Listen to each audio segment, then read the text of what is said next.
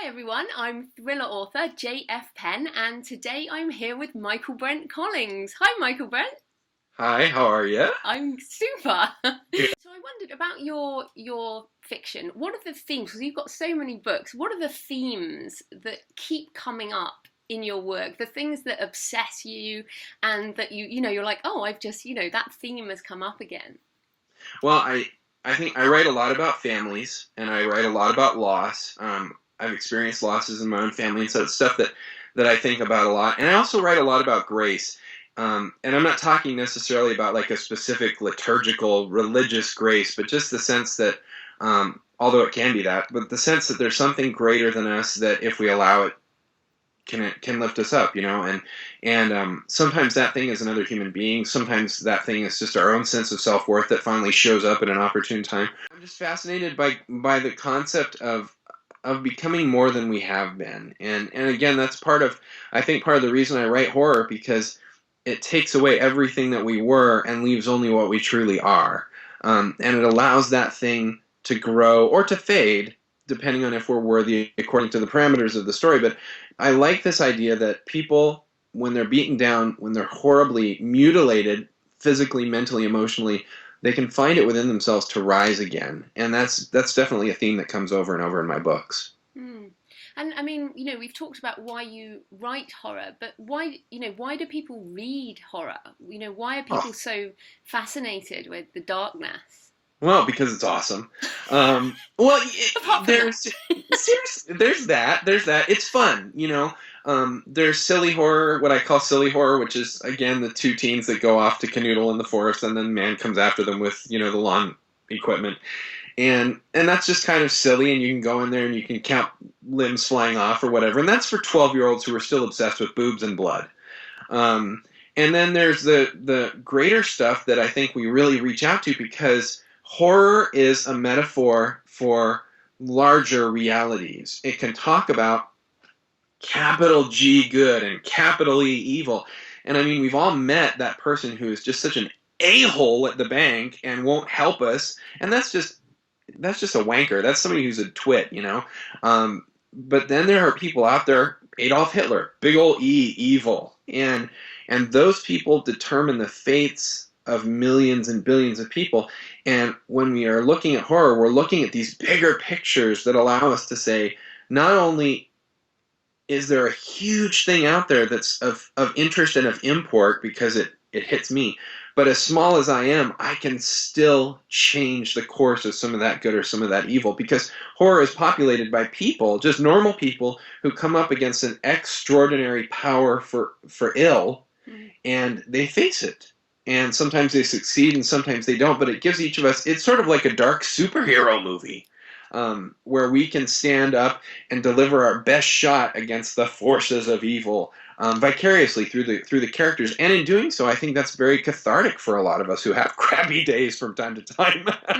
Yeah, so no, you're right. That is kind of the thing. And I mean, you've mentioned your faith, and you have supernatural elements in the books.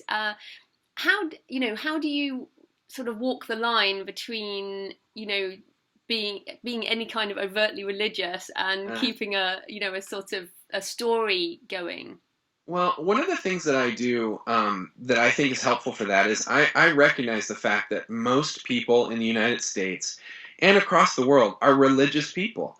And I think a lot of writers write secularized books about metaphysical themes, and that's very hard to reconcile those two things. Whereas a lot of my people are religious, and it's not that they're standing up there preaching, but they're a Lutheran, and that's part of their day-to-day life.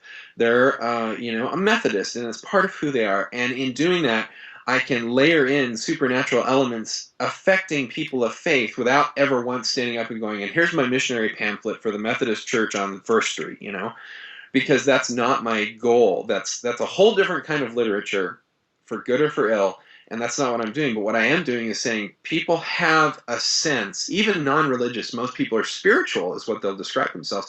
They have a sense that there's something beyond what we see. And when you tap into that, you can very easily have a bad guy who represents real ills in the world. And you can either say, here's how you defeat the bad guy on a mundane mortal level, or he can't be defeated, but here's how we don't allow him to creep into us. And both of those are valuable for people, and they're not. You can sit there and say, "Here's what I want to preach with this book," and then you've written a crappy, crappy horror novel. Or you can say, "Here's a really bitchin' story," and find the themes that allow entry into that. So, like, my book Strangers is about this family that's locked in their house and they can't get out, and there's a killer that wants to have some alone time with them. And on its level, that's it, and that's fun. But it's also about secrets we keep from people, and it's also about the fact that we've got this kind of fragmented society with social media where we reach out to people in Denmark or Great Britain, but geez, what's my neighbor's name? Beats the heck out of me, so you can have these really interesting themes come in, but I think they should serve the story instead of the other way around. No, I definitely agree. Now, I wondered about who do you read for fun, and, who are your influences as well in the genre? Well, my influences were, Stephen King and Dean Koontz. My father was a world-renowned critic of both of those guys, and I correspond periodically with Dean Koontz. He's one of the nicest people ever in the human race. So he's just a great person as well as a great writer. And then aside from those two, Orson Scott Card, Isaac Asimov, Piers Anthony, I mean, a whole list of people that are some of them are very pulp writers, and some are very literary, and I'm always reading 5 or 6 books at a time. It's just kind of limited by the amount of tank space on my toilets, because that's where I read these days. Because I have kids and they think everything is a team sport. So that's my little tiny office now. What are you doing, Dad? I'm going to the bathroom. Been here for an hour and a half. I'm going to the bathroom. Leave me alone. But I read a lot of history. I love reading about Abraham Lincoln. I love reading about the World War II because it was such a turning point in human history. I think it was the last war where there was a 100% bad guy and a 100% good guy. The two groups kind of lined up along those really black and white lines. And it's such an interesting period to read for that reason. So I am one of the most schizophrenic readers in the entire universe. And if you looked at my bookshelf or pulled up the queue on my Kindle or my Nook, you would go, "This guy has mental health problems." And sort of on the books topic, do you have any recommendations for female horror writers? I do. Mercedes Yardley is really good. She's got, they're hard to explain. They're kind of haunting, is the best way I would explain it. She's also somebody who's very spiritual in her life, and that bleeds into her writing. And again, there's nothing that stands up and says, "And now you have to believe like this," but it gives it that sort of deeper sense of there's not only this smaller play being run out on the page, but there's this larger scheme that's happening as well. And I think that makes it more interesting. So she's somebody that I would recommend. Rena Mason just won the Stoker Award this last weekend for a short story, and she's very good. She's written some really fun stuff. And now I'm about to be embarrassed because one of the huge problems I have is remembering current names. If it's an author who died or who is about to die, I'm much better remembering them. Well, no, that's a good start. That's brilliant.